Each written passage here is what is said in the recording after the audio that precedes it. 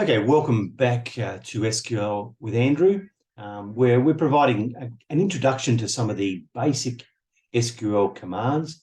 And remember, my use of SQL as a database is if you like to add a database to a programming or an application.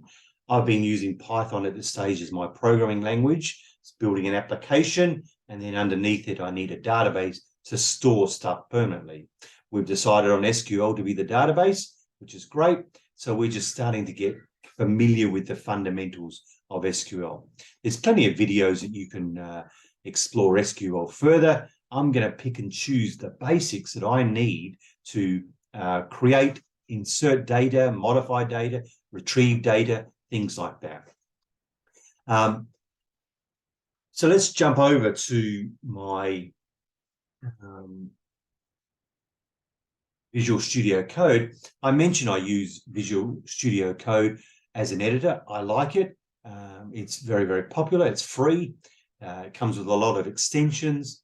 It also allows me to do both my programming in Python, but also I can use some SQL, and you do that interactively to test things out. Now, in the previous videos, when I did the create table, I said, look, setting up a table is done once, so let's do it in SQL. Now, we're going to insert data, and you imagine inserting data. You're going to do that all the time with an application. Let's say your application asks people for their name and their personal details and builds a record. That's going to be over and over and over again many, many times. So that insert data is going to be part of my application. All right. So although I might create the table up front once, I'm going to insert it lots and lots and lots. So we're going to see the commands I do today turn up in our Python code. I'm going to show you using SQL because it's interactive. I can test it, I can make mistakes, and I can get comfortable with the syntax. Even though it's fairly easy, I can get comfortable. And then when I'm comfortable, I know what I'm doing, I can transfer over and do similar things in the application language, Python. So last time we created a table, parts table, simple table. Remember, I'm not doing complex databases at this stage. I'm just doing simple databases so we can get comfortable with the mechanisms. So let me execute that and create the table. As you can see, it's over there. I'm going to get rid of all this stuff here. We've got it over here, and I'll actually, let me try and just get rid of that as well, just so I've got one simple screen there. So the command to insert I've got up here, so I'm just going to steal that command, and I'm going to put it down here. And it says insert into table name, which in our case is parts. And then what columns do you want to insert? Parts ID. Get the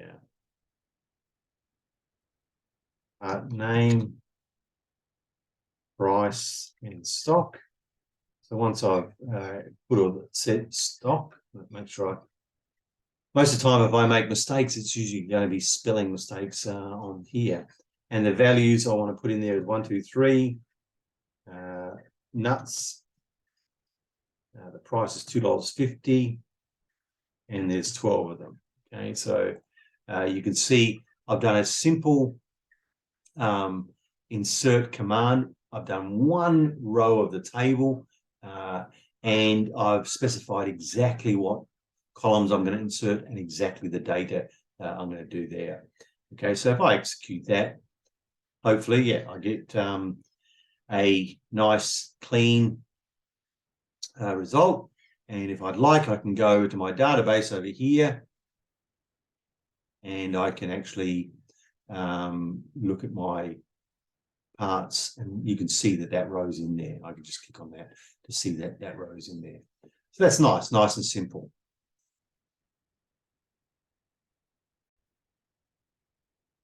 Now, if I wanted to insert multiple rows at once, which might be useful in the future, if I just copy this down And I'm going to do ID number 4. It's going to be screws.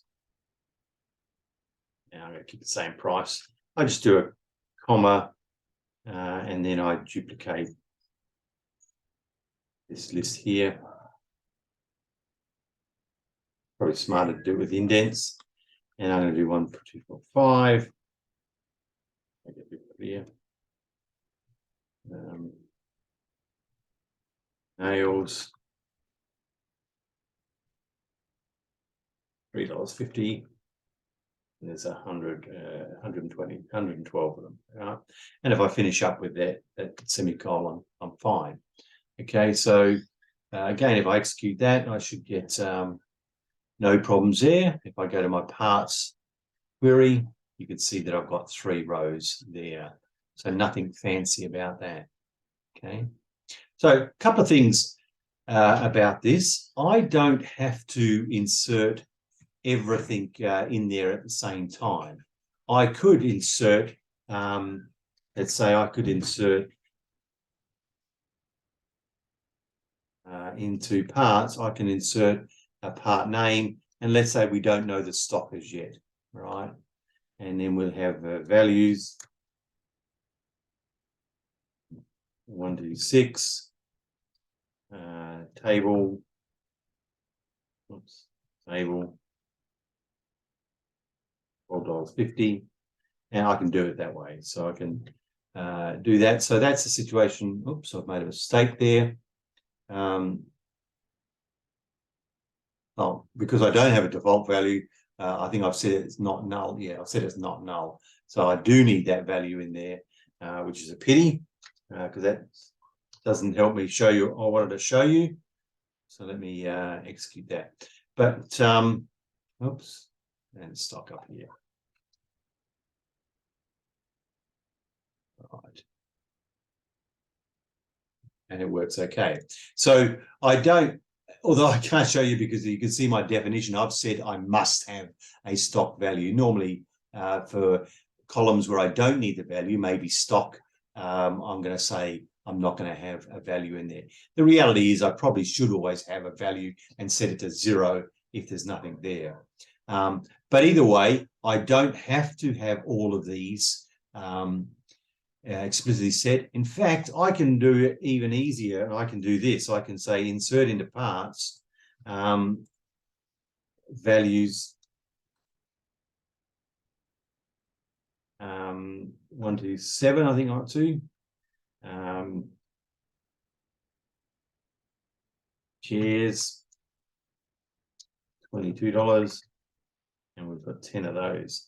I don't have to specify the columns. It assumes that I'm going to do it all properly. Right? So I need to make sure that I don't get them out of sequence, and I do the whole lot. Personally, I don't like that method. I like the idea of making it very explicit which ones you're going to insert. Then you can choose whether you insert one or all or some, you miss some, etc. And you can choose from that. So that's a brief introduction to the insert command. We're going to use it much more in the application, but the general, we're just inserting into the table. We should, by good nature, explicitly decide which fields or which columns are we going to insert into, and then do 1 row, in this case 2 rows, etc. And we'll be doing that as we go through. Now, I'll stop and just touch on one small difference or sort of thing that we need to take into account. When we have a situation, like in this particular case, my parts ID, I have set that up as my, if you like, my identification. We can set that up to be auto-incrementing. In other words, we could say, look, I want the database to keep adding that 1 to the number, right? And because I already care what the number is, but I do care that the row is unique. And so we need to have that as a, not not just unique, but also we're going to say it's the primary key. In other words, it's unique, but we're also going to auto increment it. So I'm going to copy down rather than retype it all. I've created one called parts 1, and you can see I've created a table to be auto increment. So that's going to start by default. It's going to start at 1 and carry on going on. And every time we insert a record, it's going to add and add and add. But I do need to add that it's the primary key. All right, and we're going to use primary keys later on. At this stage, just remember a primary key is going to make this table or each row unique. All right, and so that we can look to that column, in this case parts ID, for the unique row. Because in my table I could have chairs in there twice and 3 times depending on what type of chairs, etc. I can certainly have the same price in there many times, but I can't have the same parts ID. Now if we do create a table like that, which is pretty well a good practice anyway, then when we insert into our parts table, if I go down here and did insert into parts 1, right, I don't have to specify. I can just do part name and price and stock, and then do values.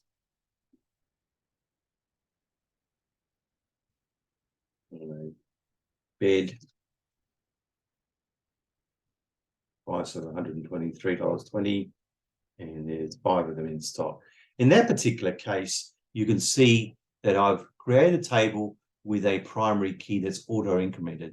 So I don't have to specify that in the insert phase. It'll just, so I don't have to worry about it. I just know that every row is going to be unique, and that's going to be really helpful when it comes to using the data. So hopefully if I execute this, yep, that works. And then if I execute this, that works. So now if I go to my parts 1 database, you'll see that the first ID is 1. And so if I do a big bed in there and run that again, you'll see that parts ID is 2 and big bed, and so on and so on. Okay, so you can see that auto increment is very useful from a primary key point of view, but also when it comes to inserting, it means I don't have to worry about keeping a counter. And that's useful when we're doing our application, because we're not at the application level worried about the database being unique. The database is worrying about that. That's also really useful if my program is multi-user. So because one user might be inserting over here, one person might be inserting over here, etc. Maybe I've built an application that 50,000 people are using at the same time, inserting stuff in. I'm not at the application level having to worry about global variables and counters and stuff like that. The database is worrying about it. Okay, so that's just a brief introduction to the insert command. We're going to use this insert command like this in our Python program and keep going that way. So I hope that's useful. Have a read back and have a look back and try some of these out yourself. Do get some good practice using the SQL interactively before you try and embed it into your program, whatever language you're using, because you really still need to know SQL when it comes to inserting, creating tables, and then extracting data out later on. So thanks for that. Do subscribe to the channel, or pass it on to a friend if you know that they're looking to do some more SQL.